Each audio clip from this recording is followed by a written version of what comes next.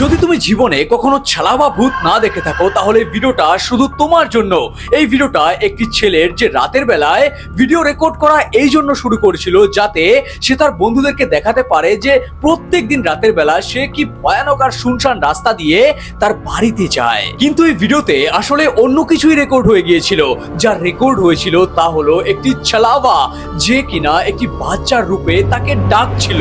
যদিও ছেলেটা ভূতের খপ্পরে পড়ে সেখানে দাঁড়ায় না, কিন্তু যদি সে ভুল করে সেখানে দাঁড়াতো তাহলে তার সাথে যা খুশি তাই হতে পারতো। এখন সেই ভিডিওটা আমি তোমাদের দেখাবো, বাট অবশ্যই নিজের রিস্কে দেখবে আর তাদের সাথে শেয়ার করবে যারা রাতের বেলায় বাইরে ঘুরতে খুব পছন্দ করে।